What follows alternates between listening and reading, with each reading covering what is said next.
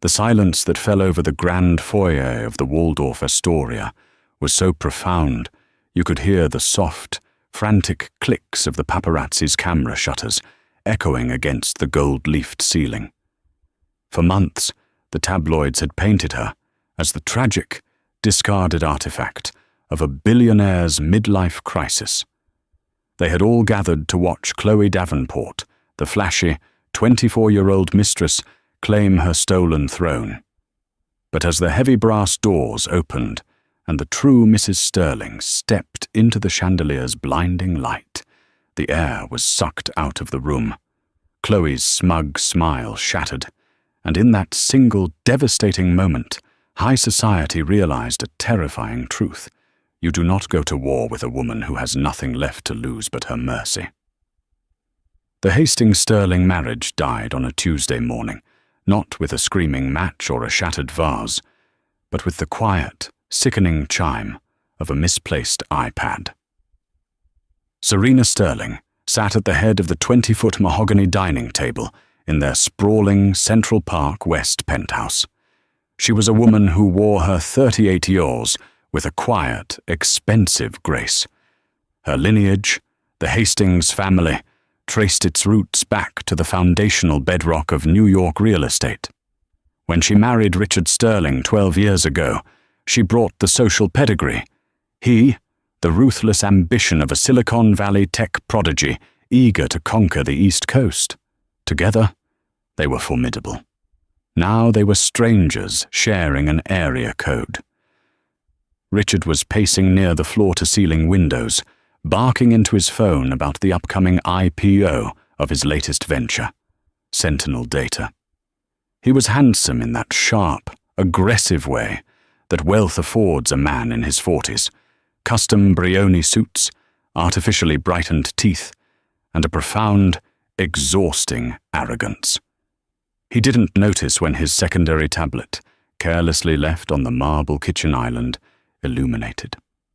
Serena, rising to pour herself another cup of black coffee, glanced down. Chloe D. The new silk sheets for the Soho loft arrived. You're going to love them against your skin, Daddy. See you at 8. Wear the cologne I like. Serena stopped breathing. The words blurred, then sharpened, etching themselves into her retinas. She had known, of course. A wife always knows. She had smelled the faint, saccharine scent of Baccarat rouge on his lapels. She had noticed the sudden, unexplained, emergency board meetings that kept him away on weekends. She had seen the subtle, dismissive way he had begun to speak to her in public, treating her less like a partner and more like a decaying monument he was legally obligated to maintain. But seeing it in stark, black and white text was a violent physical blow. Richard ended his call and walked into the kitchen, entirely oblivious to the tectonic plates shifting beneath his marriage. He checked his Patek Philippe watch. I'm flying out to San Francisco tonight. Sentinel is hitting some regulatory snags. I'll be gone through the weekend. Serena slowly placed her coffee cup on the saucer. The porcelain clinked with a tiny, sharp sound. Through the weekend. Richard, the Crescent Moon charity ball is this Saturday. We are the co-chairs. Richard sighed, a harsh sound of deep, theatrical inconvenience. Serena, I don't have time for the museum crowd right now. I'm dealing with a multi-billion-dollar valuation. Go, smile for the cameras, write the check. Tell them I'm securing the future of the global tech infrastructure. It's the most important philanthropic event of the season, Serena said, her voice terrifyingly steady, though her hands were trembling so violently she had to press them flat against the cold marble. And my family founded the trust. Then you handle it, he snapped, grabbing his briefcase. He paused, looking her up and down. Serena was wearing a simple cashmere sweater and tailored trousers, elegant but understated. Richard's lip curled slightly. And Serena, try to liven up a bit. You've been looking so severe lately. Buy a new dress. Put some color on. I've got to run." He didn't kiss her goodbye. The heavy oak front door clicked shut behind him. Serena stood in the dead silence of the $30 million penthouse. The realization settled over her like a heavy, suffocating blanket. He wasn't going to San Francisco. He was going to the Soho loft. He was leaving her to face the apex of New York society alone, knowing full well the rumors that were already bleeding into the gossip columns. She picked up the iPad. She didn't cry. The Hastings women were not criers. They were strategists. Serena unlocked the device. She had known his passcode since 2014, his mother's maiden name and birth year, and began to scroll. What she found over the next 3 hours was not just an affair. It was an absolute, systemic humiliation. Chloe Davenport was 24, a former catalog model turned lifestyle influencer. She was loud, gaudy, and unapologetically ruthless. Richard wasn't just sleeping with her. He was funding a rival life. There were receipts for a $5 million loft in Soho, a leased Aston Martin, and hundreds of thousands of dollars in Cartier jewelry. But the final dagger, the one that pierced straight through Serena's ribs and fundamentally altered her soul, was an invoice from Sotheby's. Richard had purchased the Tears of the Ocean, a breathtaking, absurdly rare diamond and sapphire collar necklace. It had sold for $8 million. Serena stared at the receipt, a cold, bitter laugh tearing its way out of her throat. The Tears of the Ocean wasn't just any necklace. It had belonged to Serena's late grandmother, sold off in the 1990s when the Hastings family faced a temporary but severe liquidity crisis. When Richard's tech company had its first massive breakout, he had sworn to Serena, holding her face in his hands, that he would track down the necklace and buy it back for her 10th wedding anniversary.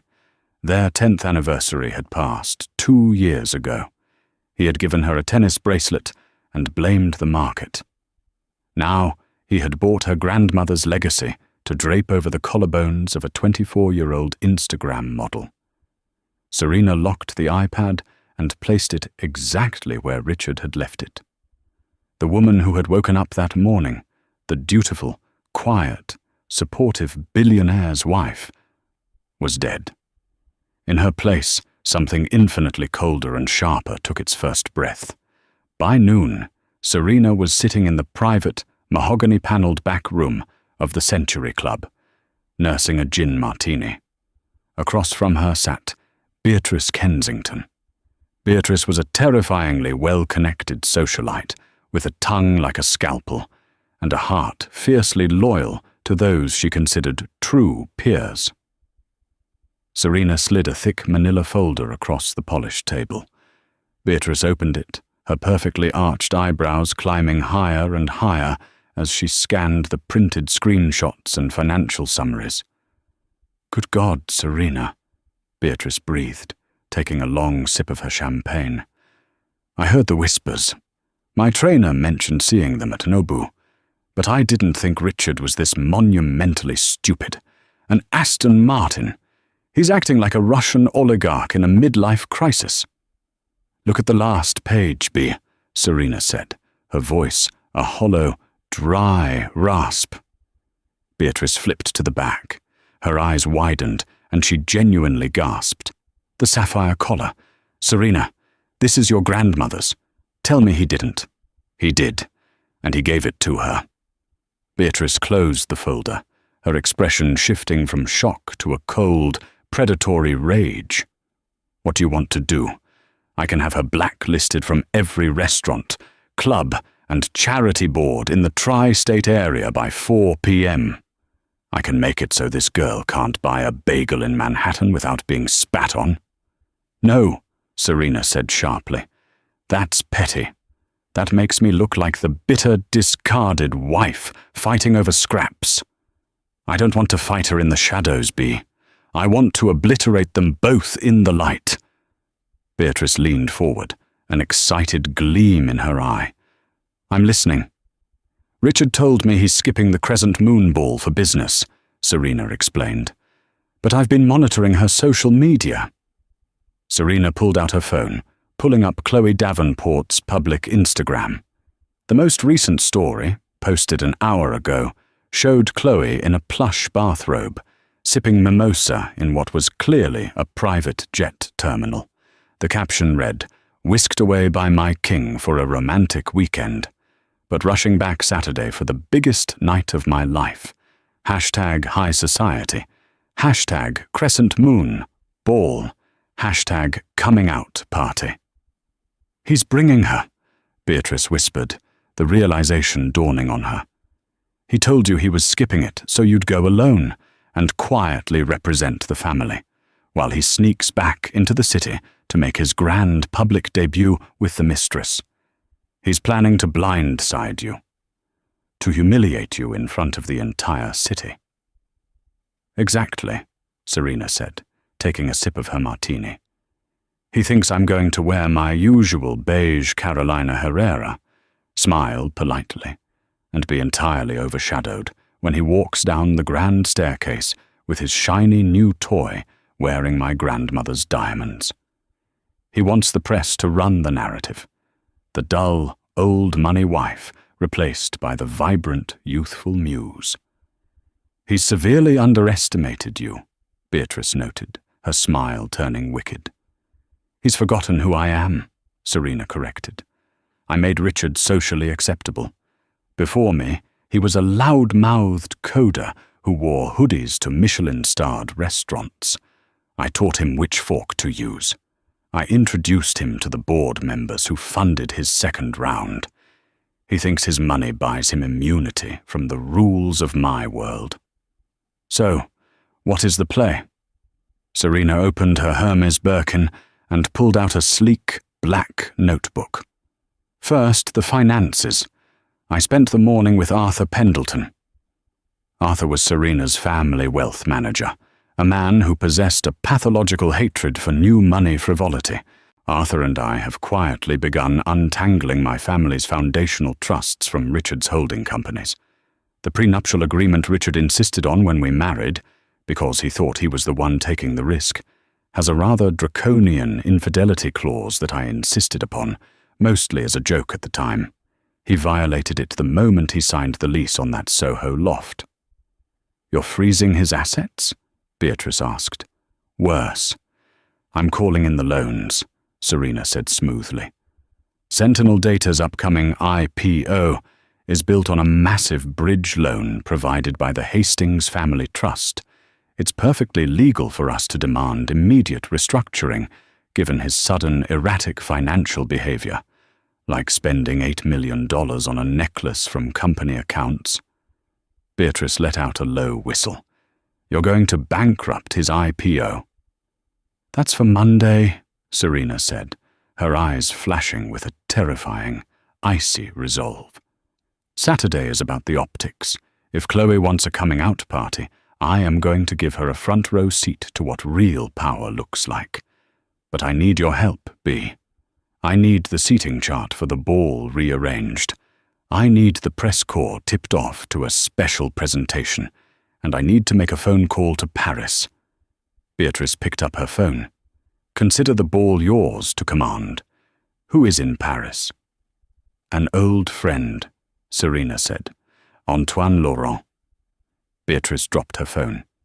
"Antoine?" "Serena. Antoine Laurent hasn't designed a custom gown in 5 years. He went into seclusion after the Paris incident." "Antoine owes me his life," Serena said softly, remembering the dark, messy scandal in Monaco a decade ago that she had quietly buried for the brilliant, volatile designer. "And I need armor. Not a dress, B. Armor." The next 4 days were a blur of absolute surgical precision. Serena moved through her life like a ghost, maintaining the facade of the ignorant, slightly depressed wife for the benefit of the penthouse staff, knowing Richard's loyalties were split among them. She received brief, detached texts from Richard in San Francisco, complaining about meetings. She replied with bland, supportive emojis, all while sitting in the luxurious, heavily guarded suite at the Carlisle Hotel, which she had secretly rented under Beatrice's name. On Thursday evening, Antoine Laurent arrived. He was a tempestuous, brilliant man, all nervous energy and chain-smoked Gauloise. When he walked into the suite, he took one look at Serena's pale, determined face, dropped his leather duffel bags and said, "Who are we destroying, ma chérie?" Serena explained everything. The mistress, the betrayal, the necklace. Antoine's eyes blazed with a manic, artistic fire. He gives the Hastings sapphire to a catalogue girl? A girl who sells detox tea on the internet? Antoine practically spat the words. It is an insult to aesthetics. It is an insult to God. We will not just dress you, Serena. We will forge you into a weapon. When you walk into that room, she will feel like a peasant who has accidentally wandered into a cathedral. For 48 hours, Antoine and his 2 lead seamstresses worked without sleeping. They didn't use the soft, forgiving pastels Serena usually favored. They used black, but not just black, a deep, abyssal, obsidian silk velvet that seemed to absorb the light around it. The fitting was a grueling process. The dress was an architectural marvel. It featured a plunging, structured neckline that defied gravity, sharp shoulders that commanded absolute authority, and a corseted bodice that cinched Serena's waist into a devastating hourglass. The skirt was a masterpiece of illusion, fitted over the hips, but exploding at the floor into a dramatic, sweeping train lined with crushed scarlet silk that flashed like fresh blood when she walked. "It needs danger," Antoine muttered around a pin in his mouth as he adjusted the hem. "You are too safe, Serena. The Hastings are too proper." He reached into his bag and pulled out a pair of vintage, opera-length leather gloves, so soft they felt like second skin. Then he produced the crowning glory. A choker. Not diamonds, but a thick, brutalist band of solid platinum adorned with hundreds of black diamonds designed to look almost like a regal collar of armor. "If she wears your grandmother's blue stones," Antoine whispered, fastening the heavy platinum around Serena's neck, "you will wear the dark. You will be the void that consumes her light." Serena looked at herself in the 3-way mirror. She didn't recognize the woman looking back. The softness was gone. Her cheekbones, contoured by an elite makeup artist flown in from London, looked sharp enough to cut glass. Her blonde hair, usually worn in soft waves, was slicked back into an aggressively sleek, perfect chignon, exposing the elegant, swan-like column of her neck and the brutalist choker. She looked regal. She looked dangerous. She looked like a billionaire in her own right, not an accessory to one. Meanwhile, across the city, the trap was being set. Beatrice had executed her orders flawlessly. The Crescent Moon Ball was to be held at the Metropolitan Museum of Art. Usually, Serena and Richard, as co-chairs, would arrive last, descending the grand staircase of the Great Hall to applause. Beatrice had bribed the event coordinators. She adjusted the manifest. On Saturday afternoon, Chloe Davenport was frantically posting to her millions of followers from a luxury hotel suite, getting ready for the biggest night. "Can't wait to show you the surprises my love got me," she trilled to the camera, careful not to show Richard's face in the background, though his distinctive watch was visible in one frame. Serena watched the story on her phone while Antoine made the final adjustments to her train. She felt a strange, icy calm settle over her. The anxiety that had plagued her for months, the constant feeling of not being enough, of losing her husband, vanished. She wasn't losing a husband, She was taking out the trash. At 7 p.m., Richard texted her. "Sorry, Serena. Meetings ran late. Won't make it back. Have a good time tonight. Represent us well." Serena typed back, "I will. I promise you, Richard, I will represent exactly who we are tonight." At 8:30 p.m., the Great Hall of the Met was a sea of tuxedos and haute couture. The elite of New York, politicians, old money scions, A-list celebrities, and Wall Street titans were mingling beneath the towering floral arrangements. The press pool was corralled near the grand staircase, snapping photos of arrivals. According to Beatrice's planted rumors, an anonymous European royal was expected to make an appearance, keeping the paparazzi in a state of high, frantic alert. At 8:45 p.m., a sleek, black Maybach pulled up to the red carpet outside the Met. Inside the car, Richard Sterling straightened his bow tie, a smug, triumphant smile on his face. He turned to Chloe. She was wearing a violently bright, sequined gold dress that left nothing to the imagination. And resting heavily against her collarbones, sparkling with a deep, oceanic fire under the streetlights, was the tears of the ocean. "You ready to show this city who the future belongs to?" Richard asked, kissing her neck. Chloe practically vibrated with excitement. "Are you sure she's not here yet?" "Your wife?" "Serena is punctual to a fault. She arrived an hour ago, slipped in through the side door to check on the catering. She hates the red carpet," Richard scoffed. "She'll be hiding at our table in the back. By the time we hit the top of the stairs, all eyes will be on you, baby. And when the press sees that necklace, the message will be clear. The old guard is out." Richard stepped out of the car, the flashbulbs immediately erupting into a blinding strobe light. He turned and offered his hand to Chloe, pulling her out into the crisp New York air. The press roared. "Richard! Richard over here! Who is your date? Richard!" They ascended the exterior steps and entered the Met. They walked through the antechamber and finally stood at the top of the grand, sweeping staircase that led down into the Great Hall. Below them, 1,000 of the most powerful people in the world milled about. "Look at them," Chloe whispered, her eyes wide with greed. "They're all looking at us." Indeed, heads were turning. Whispers rippled through the crowd like wind through a wheat field. Beatrice Kensington, standing near the bottom of the stairs, saw them. She caught the eye of the orchestra conductor and gave a subtle, sharp nod. The soft, classical background music abruptly cut off. The silence that followed was heavy and expectant. Richard puffed out his chest, stepping forward to the very edge of the landing, ready to descend and present his mistress to the world. He waited for the gasp of admiration, the murmurs of his audacity. But the crowd wasn't looking at him. Their eyes were fixed on a point directly across the hall, at the top of the opposite staircase, which was usually reserved for museum benefactors. The heavy mahogany double doors swung open. And there stood Serena Sterling.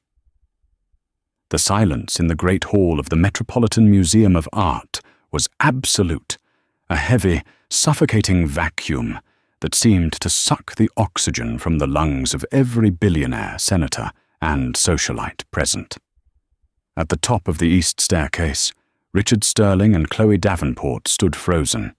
The blinding strobe of the paparazzi's flashbulbs, which had been frantic just seconds before, abruptly stopped. The photographers physically turned their lenses away from the tech mogul and his shimmering, gold-clad mistress. They pivoted, as if magnetized, toward the west staircase. There, framed by the towering marble archway, stood Serena Sterling. She did not look like a discarded wife. She looked like an executioner. The obsidian silk velvet of Antoine Laurent's masterpiece devoured the ambient light, making her appear as a sharp, dark silhouette against the gilded backdrop of the museum. The brutalist platinum choker at her throat gleamed with a cold, unforgiving edge. She was terrifyingly beautiful. "Who is that?" Chloe whispered, her heavily glossed lips parting in confusion. She tugged at Richard's tuxedo sleeve. "Richard, who is everyone looking at?" Richard couldn't speak. The color drained from his face, leaving his artificially tanned skin a sickly, ashen grey. His jaw slackened. The woman standing across the cavernous room was a stranger. Where was the passive, accommodating woman who wore beige and agreed with everything he said? "That," Richard choked out, his voice barely audible over the sudden, rising murmur of 1,000 whispers, "is my wife." Chloe's smug, triumphant posture shattered. Her hand instinctively flew up to touch the tears of the ocean, resting heavily on her chest. Suddenly, the $8 million necklace felt less like a crown and more like a heavy, damning collar. Serena began her descent. She moved with a slow, deliberate cadence. With every step, the crushed scarlet silk lining of her train flashed, a stark, violent contrast against the dark marble stairs. The crowd physically parted for her as she reached the floor. It was the parting of the Red Sea, executed by the elite of Manhattan. No one dared to step on her train. No one dared to even breathe too loudly as she swept past them. Beatrice Kensington, standing near the center floral arrangement, raised her champagne flute in a silent, imperious salute.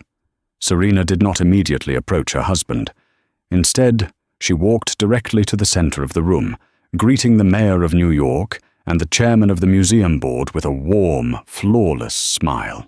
She kissed cheeks, murmured pleasantries, and accepted compliments on the gala's stunning decor. She was completely, devastatingly in her element. Richard, humiliated by being ignored, practically dragged Chloe down the remaining stairs. He was a man used to dictating reality, and his reality was currently unraveling. He marched across the floor, intending to grab Serena by the arm and drag her out of the room to demand an explanation. "Serena!" Richard barked as he approached her circle. His voice was too loud, too aggressive for the refined acoustics of the Met. Several old-money matriarchs visibly winced. Serena turned slowly. She looked at Richard, and then, for the first time, she allowed her gaze to slide over to Chloe. She didn't glare. She didn't look angry. Instead, her eyes swept over the 24-year-old's cheap, spray-tanned skin, the overly tight gold sequins, and finally, the breathtaking blue sapphires of the Hastings family heirloom. Serena's expression was one of mild, aristocratic pity. "Richard," Serena said, her voice a cool, carrying bell. "You told me you were in San Francisco saving the global tech infrastructure. And yet, here you are. Did the regulatory snags resolve themselves, or did you simply get lost on your way to the airport?" A few people in the immediate vicinity stifled uncomfortable laughs. "Cut the act," Richard hissed, stepping closer, trying to use his height to intimidate her. "What are you wearing? What is this spectacle?" "This is my family's charity gala," Serena replied evenly, not stepping back an inch. "I'm hosting it. You, on the other hand, seem to have brought a stray."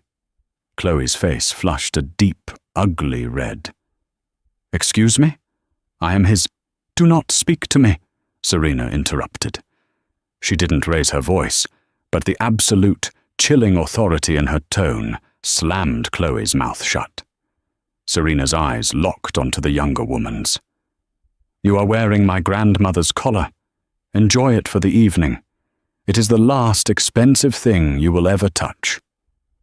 Before Richard could formulate a response, the elegant chime of the dinner bell echoed through the hall. "If you'll excuse me," Serena said, turning her back on them with devastating finality. "I have a dinner to host. I believe Beatrice has shown you to your seats." The dining room, set within the Temple of Dendur, was a breathtaking display of wealth and philanthropy. Hundreds of tables adorned with white orchids and crystal candelabras filled the space. Richard, furious and vibrating with adrenaline, took Chloe's hand and strode toward the front of the room, expecting to find his name card at the head table alongside the governor, the mayor, and Serena. They walked past table 1, past table 5, past table 15. "Richard, where are we sitting?" Chloe whined, her high heels catching on the carpet. The stares of the surrounding guests were beginning to burn her skin. She was an influencer. She lived for attention. But this attention was cold, mocking, and entirely hostile. Richard flagged down a tuxedoed event coordinator. "Where is the sterling placement?" he demanded. The coordinator looked at his clipboard, struggling to hide a smirk. "Ah, Mr. Sterling, you are at table 84. 84, Richard roared. Table 84 was located in the absolute darkest, most remote corner of the room, wedged tightly between the swinging doors of the catering kitchen and the hallway leading to the restrooms. It was a table usually reserved for junior publicists and last-minute, low-tier sponsors. He looked toward the head table. Serena was seated between the governor of New York and the CEO of the city's largest investment bank. She looked like a queen holding court. "I'm not sitting by the bathrooms," Chloe hissed, stomping her foot. "Sit down and shut up," Richard snapped, his temper finally fracturing. He practically shoved her into a chair at table 84 before turning on his heel. He was going to end this. Now. He stormed across the room, ignoring the shocked whispers of the elite as he approached the head table. "Serena," he commanded, leaning over the table, his hands flat on the white linen. "Outside, right now. We are going to talk about this childish behavior, and then you are going to fix my seating arrangement before I pull every dime of my funding from this museum." Serena took a delicate sip of her sparkling water. She patted her lips with a napkin and looked at the CEO of the investment bank to her left. "Jonathan, would you excuse us for a moment? My husband seems to be experiencing a stress-induced episode." She stood up, the black velvet pooling around her feet, and walked calmly toward a secluded alcove near the ancient Egyptian temple walls. Richard followed her like an angry bull. "You think this is funny?" He spat the moment they were out of earshot. "You think embarrassing me in front of the board is going to win me back? You're making a fool of yourself. That girl out there? She makes me feel alive. You're just old money and dead weight. Tomorrow morning, I'm filing for divorce. I'm taking the penthouse, and I'm locking you out of the accounts." Serena leaned against the cool stone of the temple, unbothered. "You can't lock me out of the accounts, Richard. Watch me. Sentinel data goes public on Monday. I'll be worth $12 billion. I will bury you in legal fees." Serena smiled. It was a terrifying, brilliant smile. "Richard, have you checked your phone in the last hour?" Richard frowned, his hand instinctively going to his jacket pocket. He pulled out his phone. The screen was lit up with 47 missed calls, all from David, his chief financial officer. "What did you do?" he whispered, his bravado faltering. "I spent the week with Arthur Pendleton," Serena said softly. "We audited everything, including the $300 million bridge loan the Hastings Family Trust provided to Sentinel Data to float your operations until the IPO." Richard's blood ran cold. According to the covenants of that loan, as well as the infidelity clause in our prenuptial agreement, which you so arrogantly signed, erratic financial behavior allows the trust to call the loan in early. Spending $8 million on my grandmother's necklace using corporate funds. Very erratic. "You can't do that," Richard breathed, panic finally setting in. "If you pull that loan, the SEC will halt the IPO. The company will bleed out. It's illegal." "It's entirely legal. The paperwork was filed at 4:55 p.m. on Friday," Serena said, her voice as smooth as glass. "Your CFO is likely calling to tell you that the underwriters have pulled out. Sentinel data isn't going public on Monday, Richard. It's going into receivership." "You're destroying your own money," he yelled, losing all control. "I am excising a tumor," Serena corrected him coldly. "I made you. I gave you the capital, the connections, and the social standing to build your little empire. And the moment you thought you were bigger than me, you used my family's legacy to adorn a catalogue model." Just then, Beatrice Kensington's voice echoed over the microphone at the front of the room. The dinner chatter died down. "Ladies and gentlemen," Beatrice purred into the mic, her eyes locked dead onto table 84. "Before we begin the auction, I wanted to take a moment to acknowledge a very special piece of history in the room tonight. Many of you old friends of the Hastings family might recognize the stunning blue sapphire collar being worn tonight by Mr. Sterling's guest." Every head in the room snapped toward the dark corner by the kitchen doors. A spotlight operator, entirely bribed by Beatrice, swung a blinding white beam directly onto Chloe Davenport. Chloe squeaked, throwing a hand up to shield her eyes, the diamonds around her neck catching the light and practically screaming their provenance to the room. "Yes," Beatrice continued, feigning awe. "That is the Tears of the Ocean, a Hastings family heirloom, sold during the recession of '92, and now, it seems, brought back into the fold to be worn by a woman who clearly appreciates shiny things." The collective gasp from the room was deafening. The old money crowd was merciless. Affairs were common enough, but flaunting a stolen family heirloom on a mistress at the family's own charity gala. It was a social crime of the highest order. It was unforgivable. Disgust rippled through the room. Murmurs of tasteless, disgusting, and vulgar echoed off the stone walls. Richard stood frozen in the alcove, watching his reputation, his company, and his entire social standing evaporate in the span of 3 minutes. Serena stepped away from the stone wall. She adjusted her vintage leather gloves. "Enjoy the rest of the evening, Richard," she said, her voice a soft, fatal whisper. "And when you go home to that leased loft in Soho tonight, tell Chloe she can keep the necklace. Consider it a severance package." The spotlight on table 84 felt less like an illumination and more like a physical weight. Under the glaring, inescapable beam of white light, Chloe Davenport shrank. The smug, curated confidence that had fueled her rise as a digital influencer evaporated in a matter of seconds. In the sterilized, filtered world of Instagram, she controlled the narrative.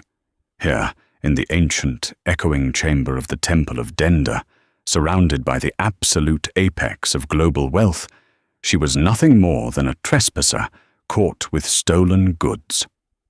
The whispers of the elite were not loud, but they were razor sharp. "Did Beatrice say, 'the tears of the ocean'?" murmured Sylvia Carmichael, a septuagenarian heiress whose family owned half of the Upper East Side. She raised her opera glasses, peering through the harsh light at the terrified girl in gold sequins. Good heavens! I remember when Serena's grandmother wore that to the Reagan inauguration, to drape it over a concubine at the family's own gala. The audacity is almost pathologically stupid. "He's finished," replied Jonathan, the investment bank CEO who had been sitting next to Serena. He didn't even bother to lower his voice. He pulled out his phone under the table, tapping out a rapid message to his head of equities. "Dump all private shares of Sentinel data on secondary markets immediately. Sterling is dead in the water." At table 84, Chloe was hyperventilating. The heavy platinum and sapphire collar, which had felt like the ultimate symbol of her victory just an hour ago, now felt like a burning ring of fire against her collarbones. She clawed at the clasp at the back of her neck, her manicured acrylic nails scrabbling uselessly against the intricate, vintage locking mechanism. "Take it off me," she sobbed, looking frantically at Richard, who had just returned from his disastrous confrontation with Serena. "Richard, they're all staring. Make them stop! Take this stupid thing off!" Richard didn't even look at her. His eyes were wide, glassy, and fixed on his vibrating smartphone. The screen was a chaotic waterfall of catastrophic notifications. It wasn't just his CFO, David, calling anymore. It was his lead underwriter at Goldman Sachs. It was his general counsel. It was the frantic, automated alerts from his private banking app, indicating that his primary lines of credit had been frozen pending a comprehensive audit of foundational collateral. Serena had not just pulled a thread, she had detonated the entire foundation of his empire. "We have to leave," Richard said, his voice a hollow, raspy wheeze. The artificially tanned, aggressively confident tech mogul had aged 10 years in 10 minutes. His posture collapsed. "Get up, Chloe, we're leaving." "I'm not walking back through that room," Chloe shrieked, her voice cracking in a highly unaristocratic wail. "The photographers are waiting out front. They heard Beatrice. They're going to tear me apart." "I don't care," Richard snarled, grabbing her upper arm with a bruising grip and hauling her to her feet. "My company is burning to the ground. Get up!" As they stumbled away from the table, desperate to find a service exit through the catering kitchens, the spotlight unceremoniously clicked off. The classical orchestra, on Beatrice's cue, seamlessly resumed a light, upbeat Mozart concerto, washing away the tension in the room as if the unpleasantness had simply been swept under an expensive Persian rug. Back at the head table, Serena Sterling remained the picture of absolute, terrifying serenity. She calmly finished her endive salad. Beatrice slid into the empty seat next to her, a predatory, satisfied smile playing on her lips. "Well, I believe that went exactly according to design. I just got a text from the coat check. They practically ran out the service door by the loading docks. Chloe lost a heel." Serena didn't smile. The coldness in her eyes remained absolute. "It's only the beginning, Bea. A public humiliation is just theatre. True power is what happens on Monday morning." Beatrice shivered slightly, entirely thrilled. "You're taking the company." "I am taking back what is mine," Serena corrected, dabbing her mouth with her linen napkin. Sentinel Data's core intellectual property was developed using Hastings infrastructure servers. The bridge loan covenant explicitly states that in the event of a catastrophic default or executive malfeasance, the intellectual property reverts to the principal lender, which is me. "And the executive malfeasance?" Beatrice asked. "Just the affair?" "No," Serena said softly, turning her gaze toward the podium where the charity auction was about to begin. "Arthur Pendleton found something much more interesting when he dug into the purchase of my grandmother's necklace. Richard didn't just buy it. He embezzled the $8 million from Sentinel Data's R&D fund, masking it as a vendor payout to a shell company in the Cayman Islands to hide the purchase from both me and his board of directors. He committed federal wire fraud." Beatrice gasped, her hand flying to her diamond-clad throat. "Serena, that's prison. That's not just bankruptcy. The SEC, the FBI. The dossier was messengered to the Southern District of New York an hour before the gala began," Serena said, standing up. The obsidian velvet of her Antoine Laurent gown cascaded perfectly into place. "Excuse me, Bea. I believe it is time for me to give the opening remarks for the auction." Serena glided toward the stage. The entire great hall fell utterly silent before she even reached the microphone. The respect in the room was palpable, thick, and heavy. She was no longer Richard Sterling's quiet wife. She was Serena Hastings, the apex predator of Manhattan's elite, and she had just publicly executed a billionaire without spilling a single drop of blood on her couture. She stood at the podium, the brutalist platinum choker gleaming at her neck. She looked out over the sea of powerful faces, making eye contact with the men and women who controlled global markets. "Good evening, honored guests." Serena's voice rang out, clear, melodic, and devastatingly calm. "My family established the Crescent Moon Trust 60 years ago with a singular vision: to support the integrity, the art, and the foundational truth of this great city. Tonight, we celebrate transparency.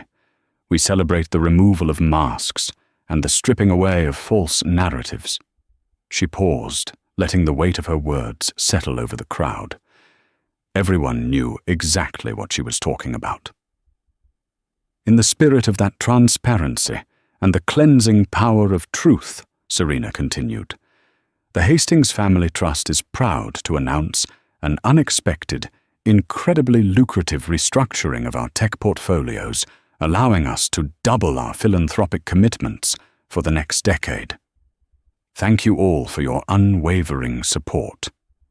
Let the bidding begin." The applause was thunderous. It was a standing ovation, not just for the charity, but for the sheer, unadulterated masterclass in warfare they had just witnessed. Serena stepped down from the stage, her scarlet train flashing like a warning to anyone who would ever dare cross her again. The fallout was biblical. By 9 a.m. on Monday, the financial news networks were locked in a state of absolute hysteria. The chyron at the bottom of the screen on CNBC flashed in urgent, screaming red. "Sentinel data. IPO cancelled. CEO Richard Sterling investigated for embezzlement. Hastings Trust seizes assets. Inside the sprawling, glass-walled offices of Sentinel Data in Hudson Yards, chaos reigned. Security guards, newly contracted by Arthur Pendleton on behalf of the Hastings Trust, stood at the elevators. When Richard Sterling stepped out of his private car, looking haggard, wearing the same crumpled suit from the gala, his keycard flashed red. "I'm sorry, Mr. Sterling," the lead security officer said, crossing his arms, blocking the glass turnstiles. "We have strict orders from the new interim board. You are not permitted in the building. A box of your personal effects will be mailed to your legal counsel." "I own this company," Richard screamed, spit flying from his lips, banging his fists against the reinforced glass. "I am the founder. You can't lock me out." "Actually, Richard, I can." Richard spun around. Serena was standing in the immaculate white marble lobby. She was dressed in a razor-sharp, dove-grey Tom Ford power suit, her blonde hair pulled back into a severe, no-nonsense bun. Flanking her were Arthur Pendleton and two men in dark suits who carried the unmistakable, rigid posture of federal agents. "Serena, please," Richard begged, the anger instantly draining out of him, replaced by a pathetic, desperate whimper. He took a step toward her, but the federal agents stepped forward, their hands resting subtly near their waistbands. "Serena, you have to stop this. They're talking about wire fraud. They're talking about freezing my personal accounts. I have nothing. You've taken everything."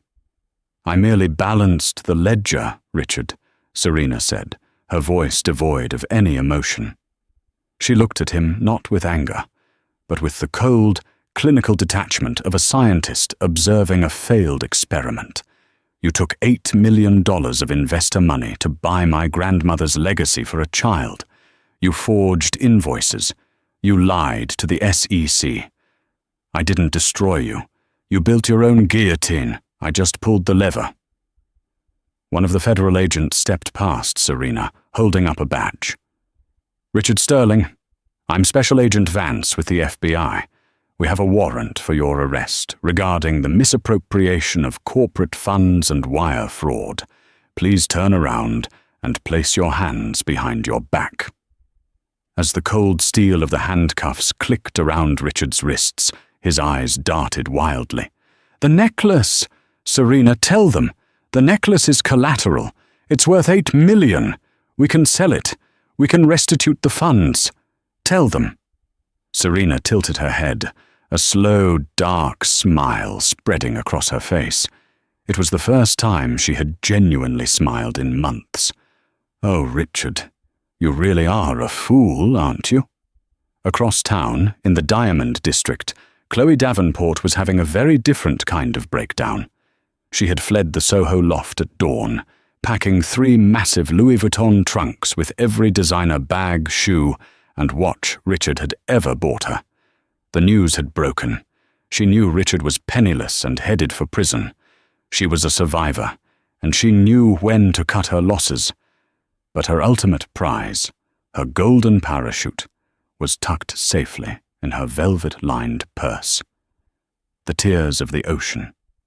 She walked into the highly secure, bulletproof glass-lined office of Lev Abramov, one of the city's most discreet and wealthy estate jewelers. "I need to liquidate this," Chloe said, her voice shaking behind her oversized Celine sunglasses. She placed the heavy platinum and sapphire collar on the black velvet mat on Lev's desk. "It's a Hastings family heirloom. I know its provenance. It sold for $8 million. I'll take $5 million right now, wired to a Cayman account."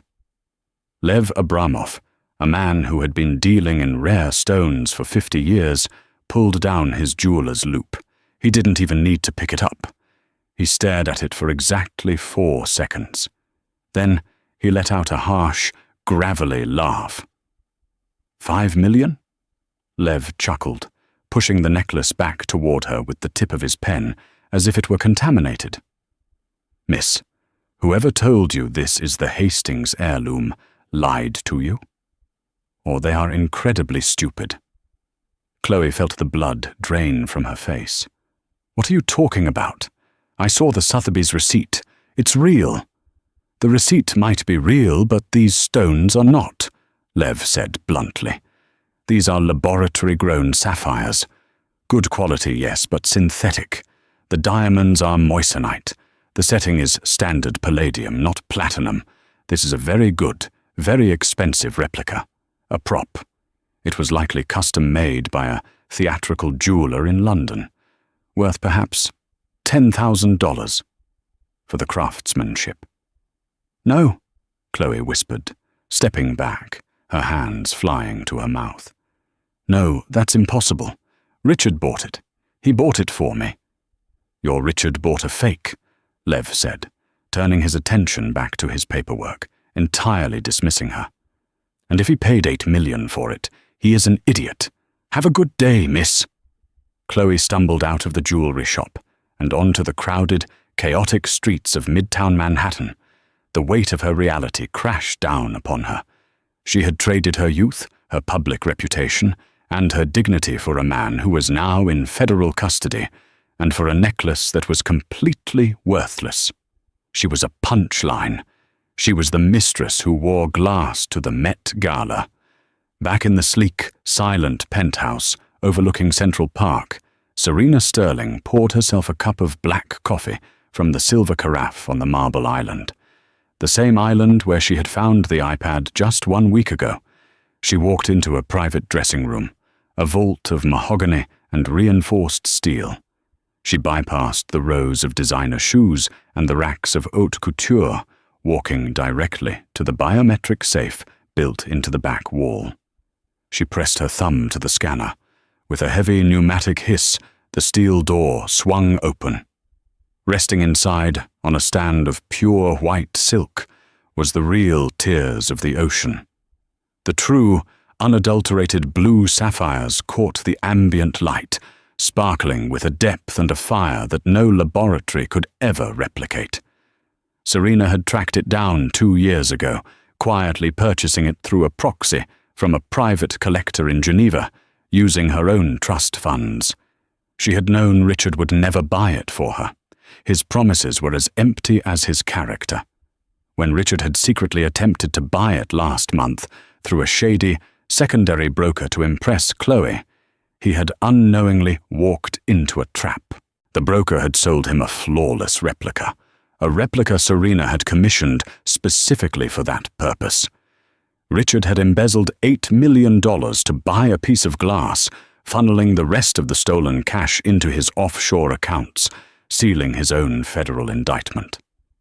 Serena reached out and lightly traced the cold, magnificent stones of her grandmother's legacy. She had not just survived the storm, she had become the architect of it. The tech world would bow to her now.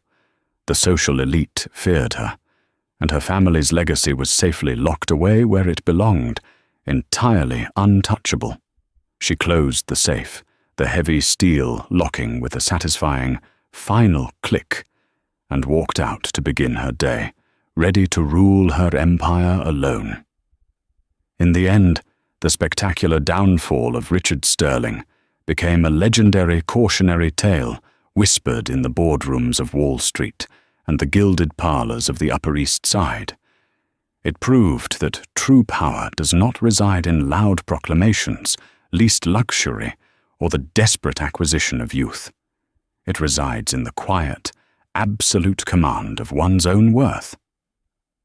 Serena Sterling did not merely exact revenge. She orchestrated a flawless reclamation of her dignity and her empire. She allowed her husband's arrogance to be his own executioner, outmaneuvering his deceit with a brilliant, calculating patience that left no room for mercy. The story of the billionaire's wife at the charity ball serves as a stark, unforgettable reminder. Betrayal may offer a temporary thrill, but hell hath no fury like a woman who controls the capital, knows the truth, and wears the real diamonds